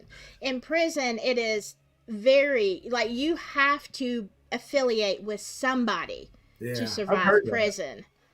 And so, and it probably goes both ways too. They probably, I mean, let's be honest, with how understaffed a lot of these places are too, it's probably a protection for the guards as well. Absolutely. Being, hey, we're brothers, buddy, even though I'm on this side and you're on that side, let's stick together kind of shit. Oh my gosh, because supposedly they don't have weapons, but I know, even from where I work, they make shanks out of everything. I mean, could you overtake the guards? Yeah, you sure could. And the side eyes that could be going back and forth, like I don't see this and you don't see this. Exactly. Yeah, absolutely. That's a good point. I never thought of that. So that could be what's going. Well, maybe it's not, but it could be what's going on there. I agree.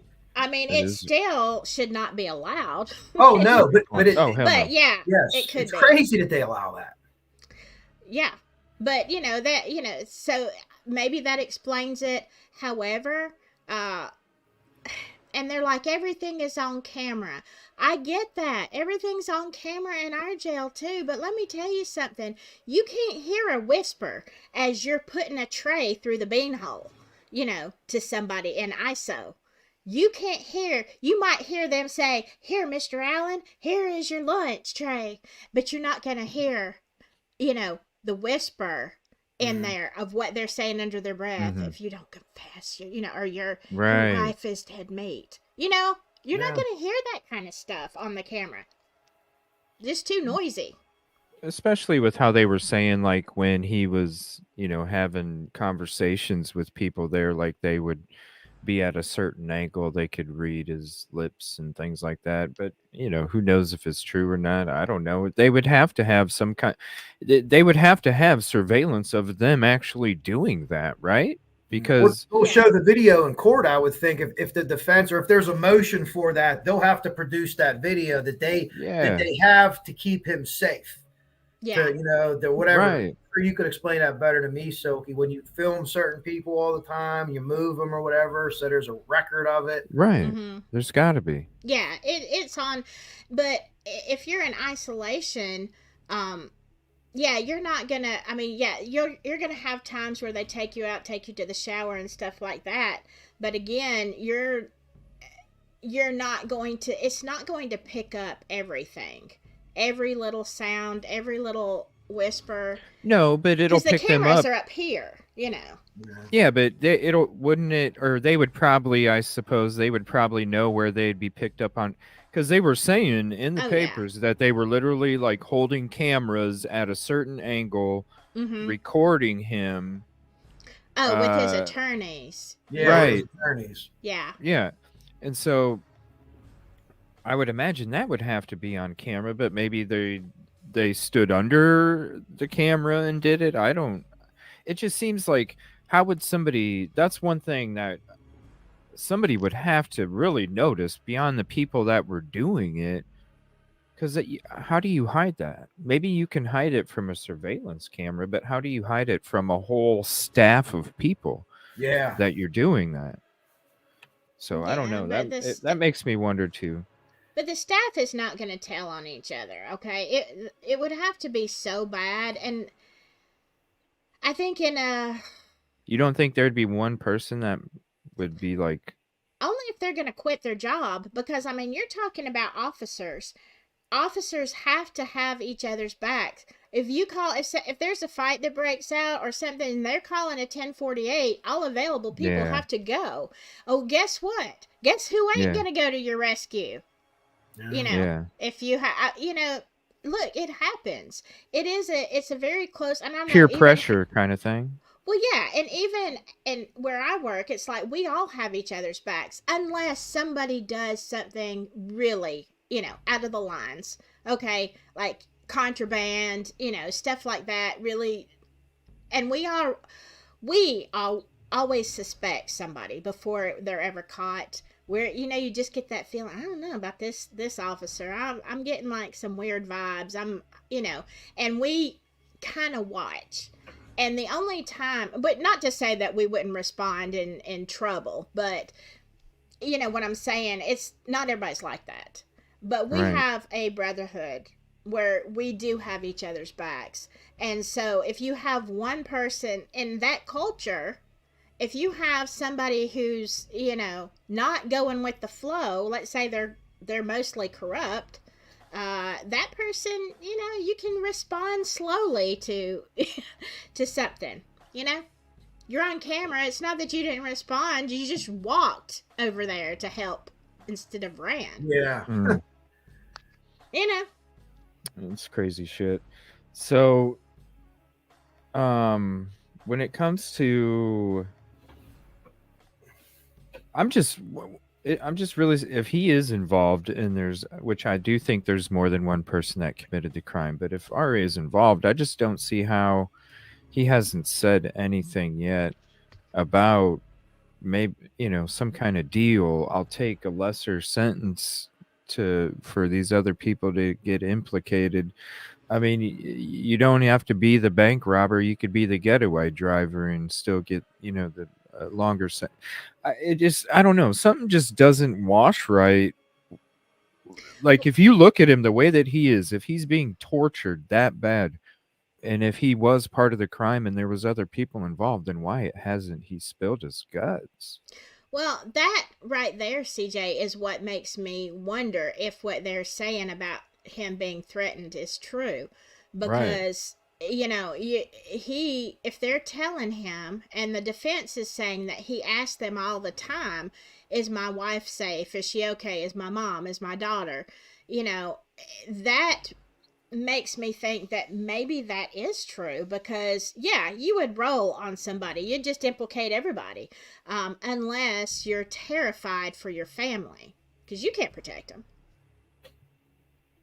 Yeah, that's one of the things that troubles me with him, evidentiary and theory wise. Again, I think he's one of the guys, but the not rolling and the past, the not knowing a past of violence against women that we don't know about. Maybe it could have happened, but I think we should have known that.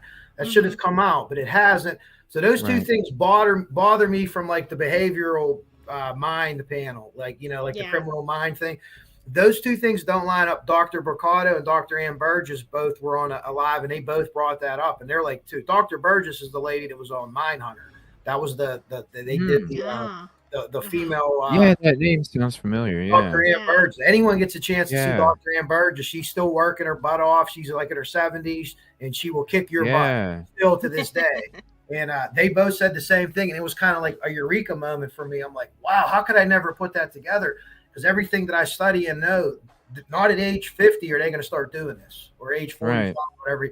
It doesn't happen. They start this. They show signs at a young age. Things happen. Unless you have a psychotic break. But a psychotic break leaves you running down the street naked with a murder weapon. Those people get caught because they're just nuts. So I don't know. But both of those things trouble me. Both of those points I don't have an answer to right now. Well, I tell you what happened to me, Coach. I never meant to do what I'm doing now. I didn't start my channel that way. And I did one video on Richard Allen when the news broke. I kind of felt sorry for his family. Everybody's like crucifying them. And I'm like, hey, y'all, it was just a video saying, hey, let's find out, if they were involved before, we go with our pitchforks and fire. And so then it did so well. And then I did the second video. And my intent with my second Delphi video was to show that Richard Allen fits the profile. Okay, so I did all this research, and I get ready for my video, and I'm looking at all the standard, things that you would look for, like you're saying in this case. And I end up doing my video saying, does he fit the profile? And at the end of it, I'm like, he really doesn't. He doesn't. He really doesn't. So there you go. I'm as surprised as you are. But that's perfect. That's the way you investigate. If you watch your John Kellys and guys like that, they always tell you to have your POI and try to prove them wrong. So you did exactly what these investigators do.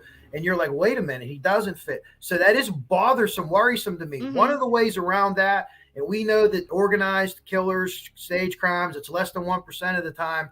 If you had a man commit the crime and you had people after dress up the scene, that can throw the profile off. So that's my working theory right now. That's me with studying this stuff for 3 years, incredibly amateur at it, incredibly amateur. Let me stress that. But that could help explain that. But Silky, I'm glad you said that way, because he doesn't fit the profile. Which we don't know what they said, but just the general profile. Other than age, that's it. Yeah. Yep. Right. Yeah. The only outliers to me, on top of what you said, Coach Kev, is that we don't know that much about it seems like he was a very private person. He didn't have a big social media profile like Brad Holder and some of the other ones. I mean, his wife did, but he didn't. So he was, to me, a private person. Was he secretive? Did he have, there are people that we find out they've done something. It shocks everybody.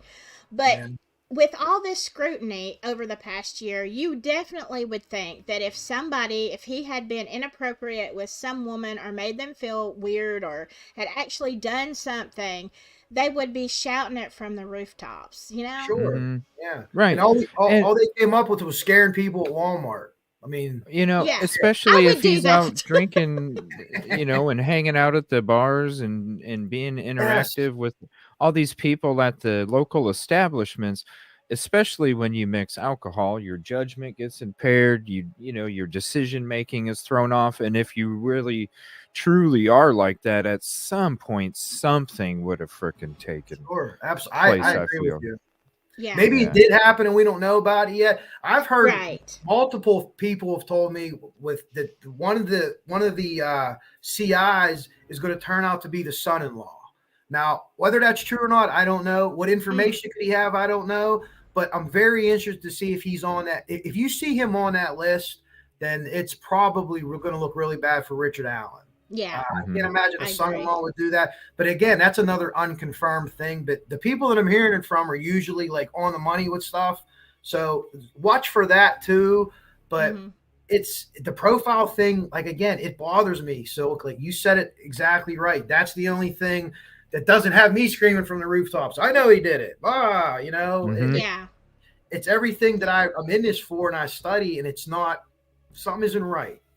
Right. And it's like I've said a million times, I don't have a dog in this fight. I want justice for Abby and Libby. Yeah. But as far as whether he's guilty or innocent, it's not going to affect my personal life at all.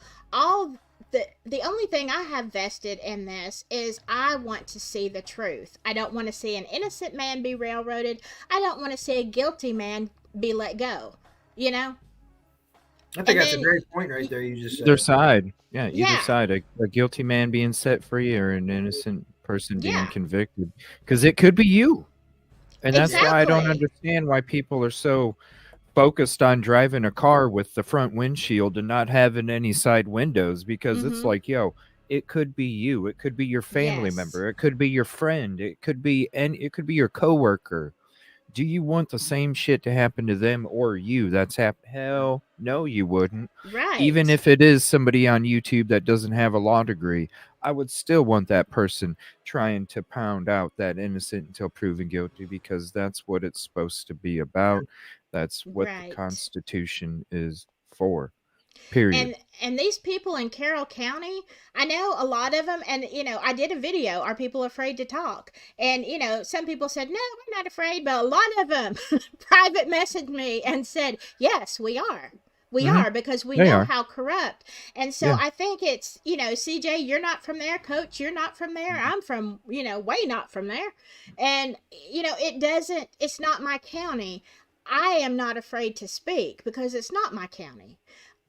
Sometimes you have to be a voice for the people who have to live there. Right. And they know I can't get up on YouTube and say, well, this is what I know about this character and this one, the sheriff's been crooked for 20 years, whatever the case may be.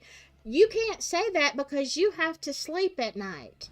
Right. But, it's our responsibility. The individuals that have the souls, that have voices and will take on, because let's be honest, all of us are content creators. There's a lot of negativity that comes our way.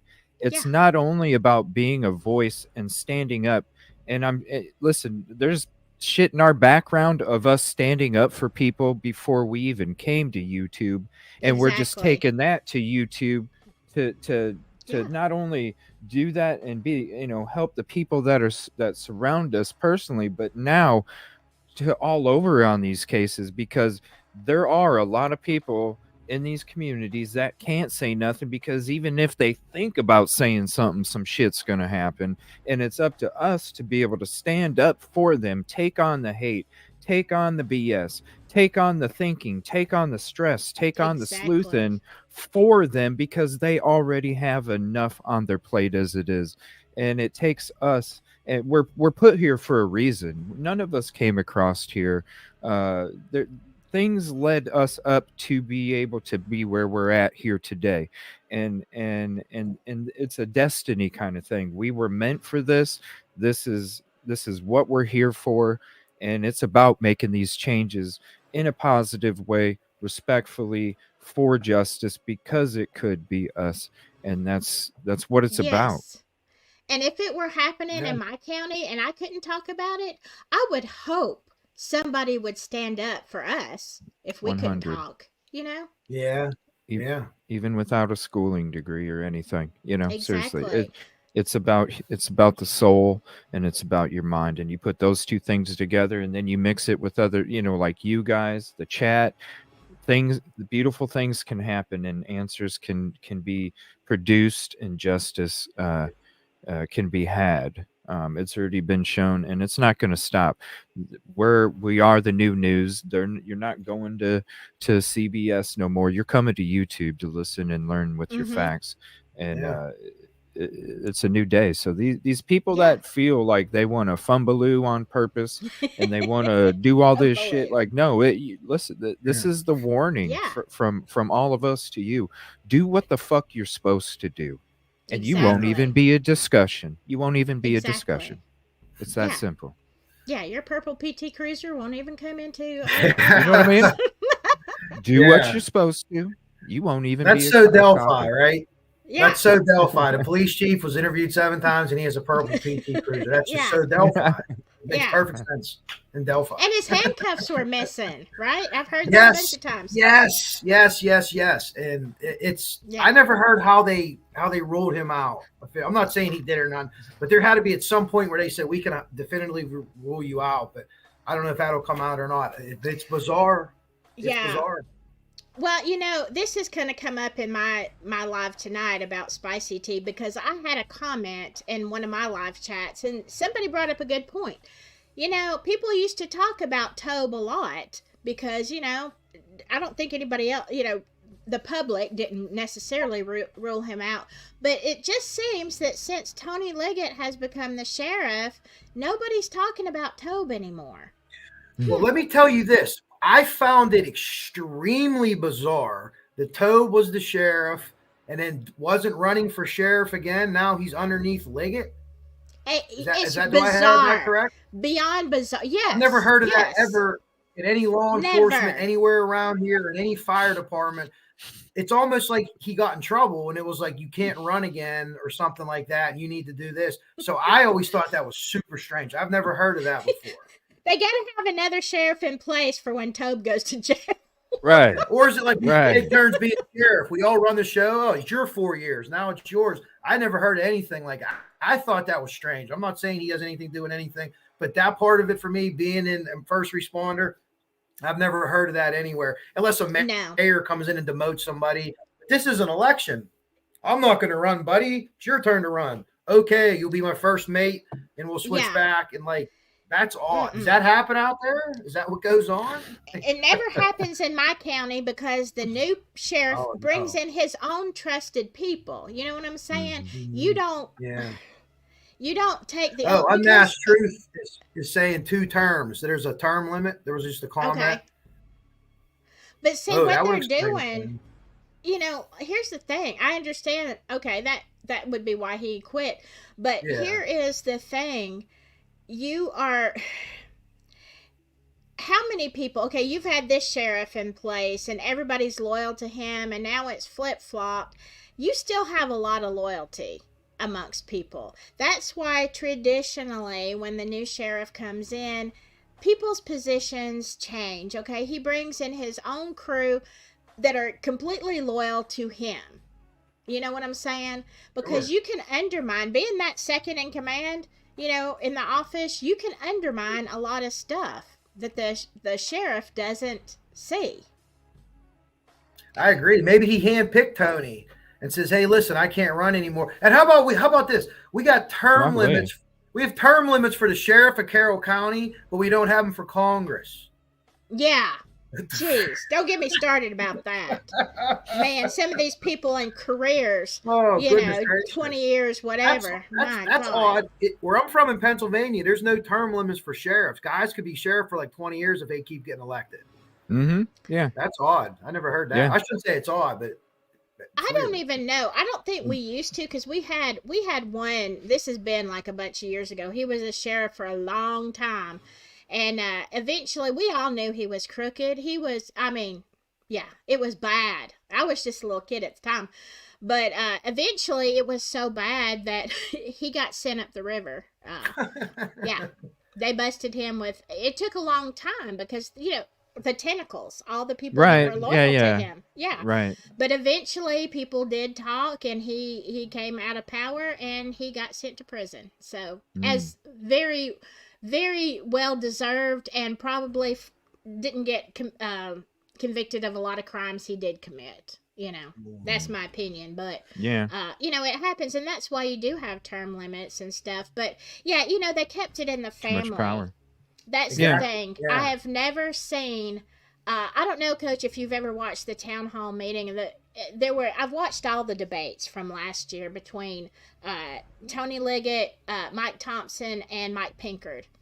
And then there was somebody else too. I've watched these debates, and when it was Mike and Tony, and then, Mike Thomas, he didn't win the primary. So at the end, you have Pinkard and Liggett.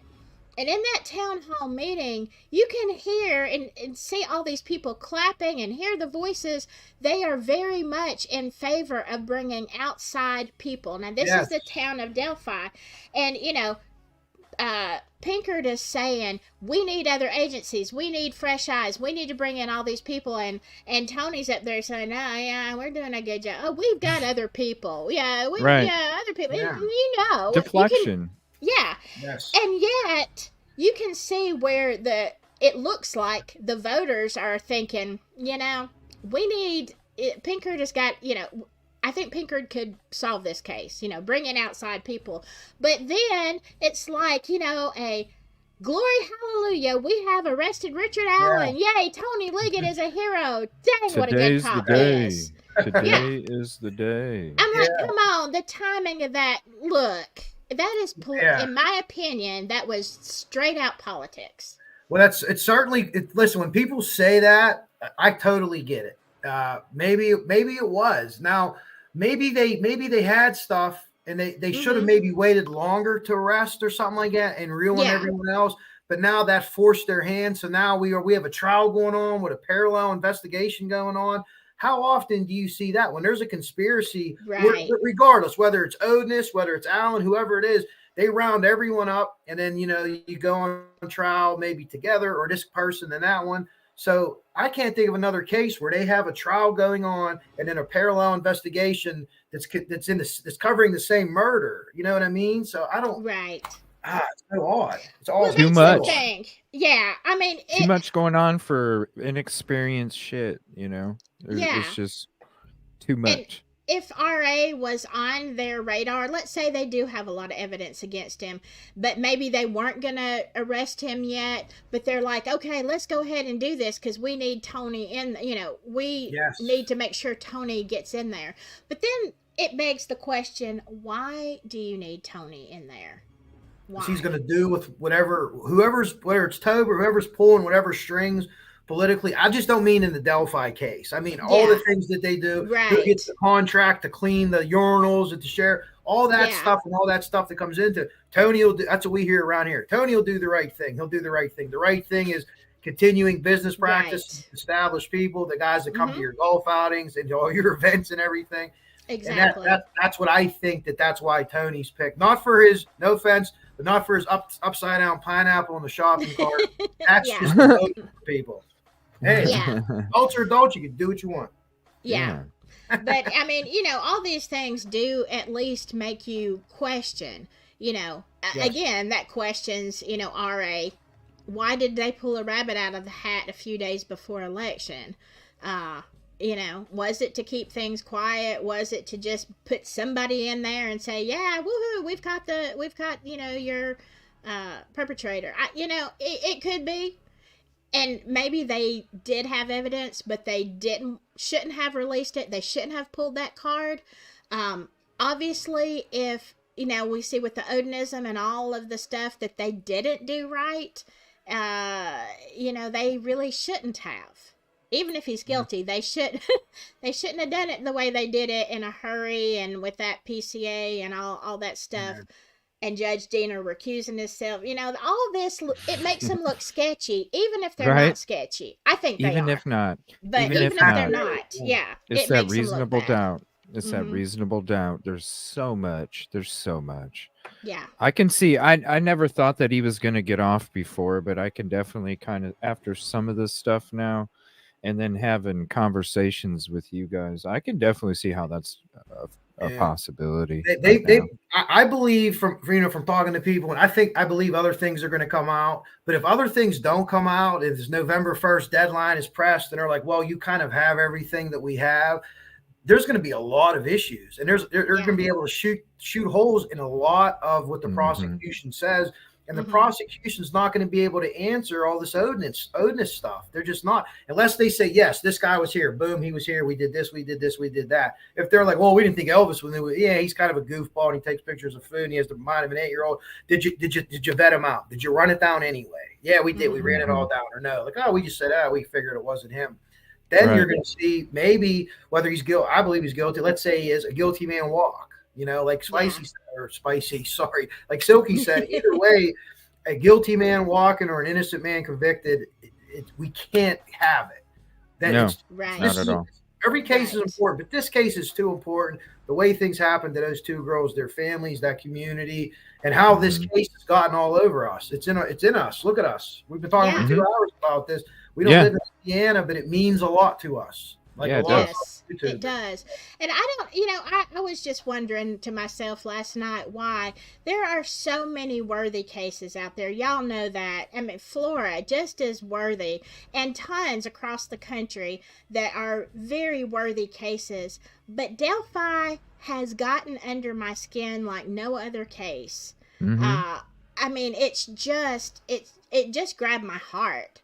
And so that's why, I've spent so much time and I guess I am personally invested just to make sure the right person, I don't care. I don't care if it's RA or if it's not RA. I want the right person because for whatever reason, Abby and Libby and this situation has just, it's just grabbed me. And that's the most important thing. It's not. When I see 50% effort, when 150%, I try and do what I can to make up the other amount because it's just, come on, man. Yeah. If this was your family and this is the kind of, I don't know if I could keep quiet. I applaud the families for being able to be as restrained as they are. I don't know if I could be that restrained, honestly. I agree with you. I wouldn't. That's a good point. No. I wouldn't have been restrained at all. Talk about F-bombs. Yeah, exactly. That was my kid. Oh my gosh. Yeah. I have to actually go pick up my kid right now. Oh, you're good. Yeah. So I just want to say before I leave, I have enjoyed this so much. I love talking to y'all. Coach Kev, he's so good. Brings so much good common sense. My goodness, and research. And CJ, I think you're awesome all the time. I'm just a host. You guys are the show today, and I appreciate you guys for real.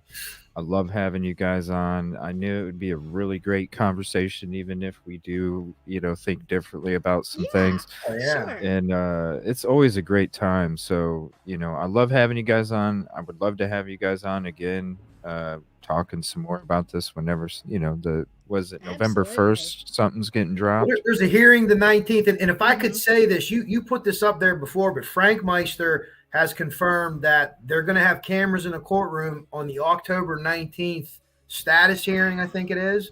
So Frank always has good information. He reported that to me via phone, and I saw you shared the message.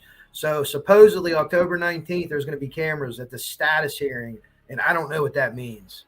Status hearing. I don't know, but if we get a link, I can tell you every Delphi creator is going to be live at the same time. Oh yeah, I'm going to tell you right now, I'm going to go live on location. So yeah, awesome. If you guys are more than welcome to stream my shit if you guys want on your platforms or whatever. Oh, cool. What day of the week is that, Coach Kev? I'm not sure. I think it's the 19th. If you look at the stuff that got released today, it's in the Discords and stuff. There was a couple, like the judge announced we're going to have this hearing on the 19th, and then we're going to have another hearing on Halloween, the 31st. Oh no, that's the 19th of October? Yes. Oh no, that's next Thursday. I'll be working. I'm pretty sure it's the 19th, but the dates are floating around out there on the things that were released today. But I always love talking to Silky. She brings, as an old coach, passion. I love passion. You can't teach passion. Yeah. You can't. I'd rather have a kid I got to pull back by the shirt and say, settle down, and someone I got to kick in the butt to motivate. Right. So right. Anytime I see people with passion like her, I'm automatically just attracted to them. Like, hey, let's talk about this. And Yeah. And CJ, you're awesome. I didn't get to read a lot of comments today because I was so busy yapping, but your Yeah. people are so great, and I always love to have you on, and would love to come back on some other time with you. And Silky, you're live tonight too, right? Yes, we're spilling tea. Because I didn't finish, and then they had so many on my first episode. They had so many good comments, things like Tobe and his all that stuff that we talked about, and then I have seen some great comments in this one. CJ, y'all rock. I'm gonna go back and look at all of your comments over the last 2 hours because I know that'll probably be a part 3 just based on what I've seen in there.